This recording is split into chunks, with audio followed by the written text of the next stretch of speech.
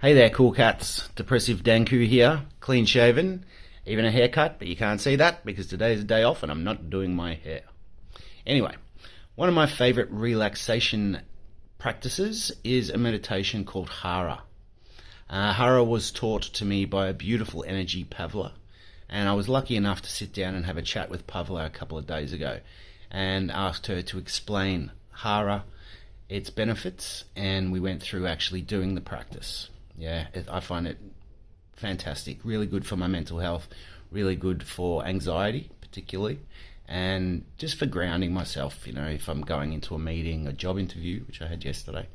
It can be very, very helpful. If it's something you feel might be beneficial for you, I think it might be, then sit back, relax, check it out, and come back as often as you need until you're comfortable with the process, and you'll be able to do it yourself any stage during the day and get the benefits that come with just some mindfulness and just being in yourself, clearing your mind and just connecting with everything there is. Enjoy. Okay. All right, so Pavla, now we're going to do the Hara Meditation. I remember you showing me this one. I think it was towards the middle or towards the second half of our time together. So why are we doing this? What's the thought process behind this meditation? Behind Hara. Yeah. So the Hara practice is essentially the martial arts fans, the masters, they will understand Hara is the core of our body. Okay. Yeah. And what we spoke about in the previous video was coming back to the core of who we are. If you haven't watched that, watch that. Okay. That's essentially the whole point behind our work. Okay. Coming back to ourselves. Yes. But every single one of us spend our life worrying about the things from the past. And projecting these worries from the past onto what we want to achieve in the future. Yeah. So we are in this like a crazy rat wheel or hamster wheel or whatever animal you choose wheel and like the thoughts control our body. And one of the most powerful practices I have come across to date for myself is Hara. That's when we teach ourselves to come back to our alignment and we train the mind that is so used to just running and creating stories and too much noise, overwhelming, overpowering, being in control. Yeah. We teach it to quieten down. And that's the whole idea of Hara, coming back into our alignment and practicing to be in stillness, in silence, so we can kind of hear and feel what is going on inside of ourselves. Yeah. Beautiful. And so from that we might commit to 11, that's what we will do today, 11 minutes a day.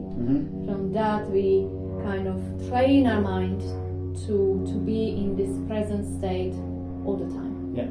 Okay. So it might take a little bit of effort to start. It's like new baby is not gonna know how to walk straight away, right? Sure. When we look at it that way. Yeah.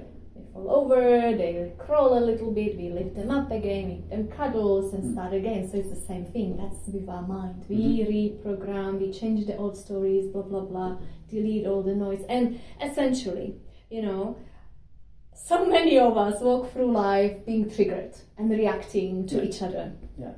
And then relationships suffer, intimate relationships with our kids, and all that stuff. But once we understand the triggers, the messengers, and we learn what is our alignment, like this here is my center, and I don't care what's going on around me. That's like, I'm grounded, I'm present. And I know this is my, like, let's call it 12 o'clock, right? If we do it as a clock analogy. Somebody tips me over and really makes me angry. Like they push the buttons of the triggers, which is conversation about on its own. And I am about to, go back into the old stories. but I know I'm out of my center.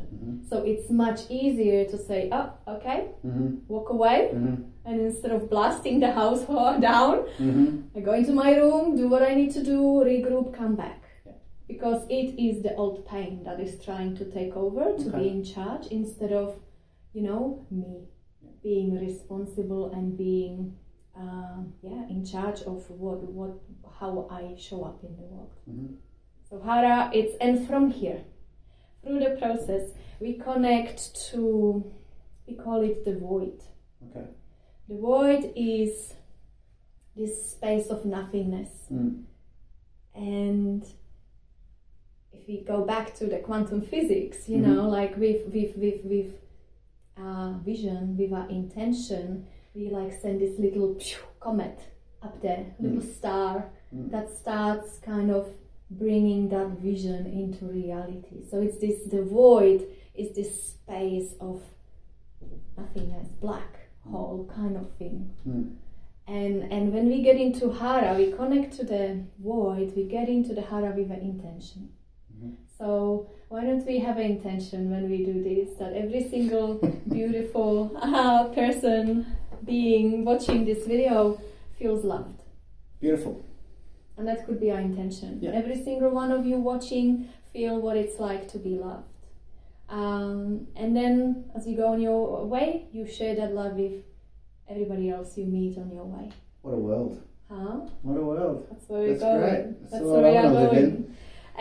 And so shall we start going through it? Sure, let's do that. Okay. All right. So we want to. This is beautiful in nature, as you know. Yes. Remember the videos from the ocean. I'm half, way down in water and doing my Hara. I'm like, yes. I love it. Look, ideally, I like to find myself a little sunny spot. Best case scenario, sunny spot outside, barefoot, connected to the ground. And if I have, a tree or a bush or something alive to sort of focus on, and just amazing. But worst case scenario, if I have to do it at home in my slippers and my Jedi dressing gown, then that's fantastic too. It's all about intention. That's exactly right. Okay. So what we want to start with, and the process of mastery, let's throw it in there, so then we can just focus on the actual work, the practice itself. We recommend to do 11 minutes a day, and for those that want to be the masters, we say 33 minutes a day for 33 days. Okay. So 3 times a day, Yeah. morning, afternoon, bedtime, Yeah.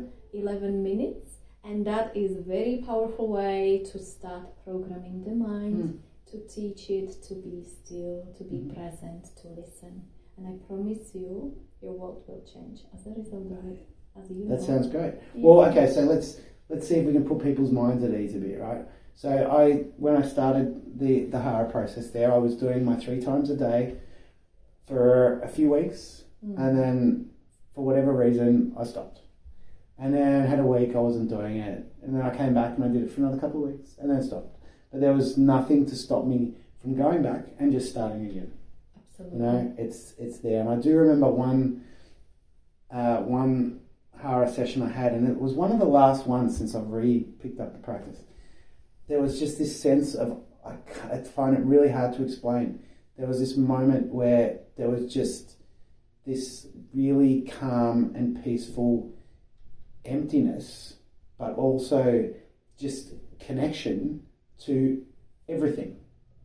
It was the most amazing experience I've ever had, not on drugs. It was just wow. It was just I don't have the words to explain it, but it was amazing. And I think for a few days it actually maybe even scared me off the practice, because like, whoa, that was heavy. I don't know how to process that. And it took a little while to just go, you know what, just trust it. And unfortunately I haven't been able to get back there, and I have found actually in a few of my sessions recently I've been chasing that, which I think is problematic, right? Because I'm going in not with my intention, I'm going with the intention of let's get back there. And I know, with most things in life, when we start chasing it, it's just going to run further away. Exactly. So I need to get myself back to a point where the expectation is not there anymore, and it's about the practice rather than the result. And that's what got you there, being in the full emptiness. Yeah. And when you were connected to the universal energies, when you were connected to Earth, and it all just kind of flows through us.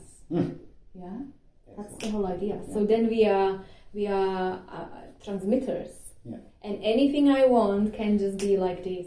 I'm connected, I'm receiving, I'm opening up my field, I'm held by Earth, and we are just growing our energetic field so we can attract more of what we want, whatever the intention initially is, to come to us faster and smoother. So it's a beautiful example. All right, let's do it. Yes, let's do it. So we want to start with our feet nice and strong. We don't have a timer for 11 minutes. That's all right. Okay. And like feel our feet nice and grounded. And the knees are a little bit bent, but not too much. You don't want to be like locked knees, not at all. Nice and bouncy. Okay. And just feel. You can close your eyes for this moment and just feel your feet grounding into earth. You can imagine, feel or know that there are these golden roots just growing into earth and connecting with her crystalline center. Yeah. And she is here to hold us. She is here to support us. She is here to provide the nurturing, the nourishment that we need. And just feel this energy starting to travel into your legs, into your body. And you might feel it, you might see it, you might just know it. It's just an intention that is what's happening. And so here, underneath our belly button, once we are nice and grounded, there's a little point called Tentian. And that is that little sparkle of the creation inside of ourselves. So we want to bring our attention there and just create a little bit of pressure. And imagine this golden ball of energy, beautiful golden ball of energy growing from underneath your fingers. And then through there we drop this golden line down into the heart of Mother Earth. Again, don't think about it, it's just done with intention. And once that's done, we bring this energy up into our heart. That's it. And we're going to work on the other side, around here in the clavicle area is the higher heart, which is the heart of our soul. And so we again put a little bit of pressure, we activate the higher heart. And build this golden ball of energy. And through our throat, through our third eye, through the crown, we just connect to the void. The intention of every single one of you being in this practice right here, right now, will feel unconditional love. And we bring that energy down in front of our heart space. Yeah. And the hand from the dantian, from underneath the belly button, it can point down towards the earth. Remember, your feet are nice and strong, bended, grounded. And now we are connected to the earth. We are connected to the void of our intention. And you want to find a little point in front of you, just a little point of reference you would like to focus on. And just focus your gaze. I like to take a few deep breaths and just really settle into the space. I am here. I am present. If you find your mind starting to think about what's for dinner. Oh my God, how long is this going to take? Can I go now? Let's bring it back to the center. This is your 12 o'clock. Let's bring it back to the here and now. I am here. I am present.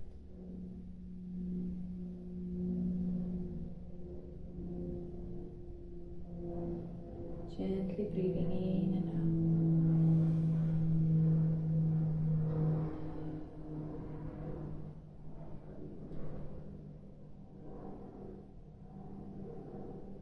I am present.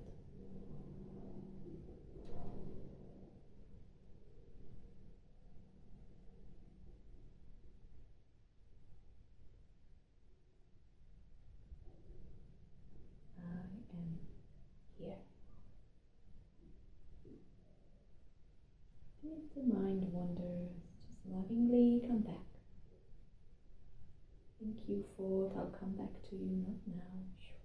Come back to the 12 o'clock, to the center of your alignment.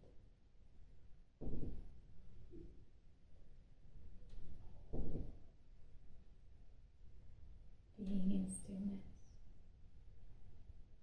in silence.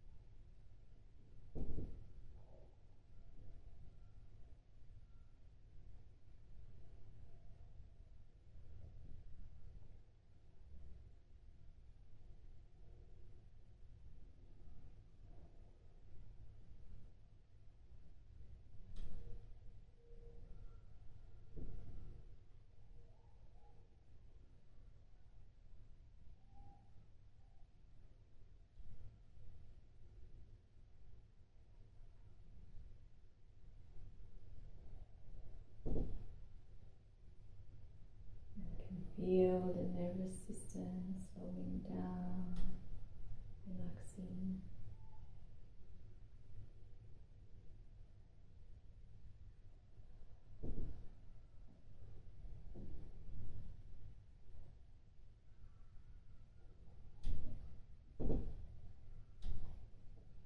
When your timer goes off, it's a good idea to put the 11-minute timer on. You can just place your hands on your heart for a moment. Close your eyes. And just tap into deep gratitude for this experience, for yourself, this commitment to yourself. You can send love to the people that are dear to you. And just walk into your day knowing that anything is possible.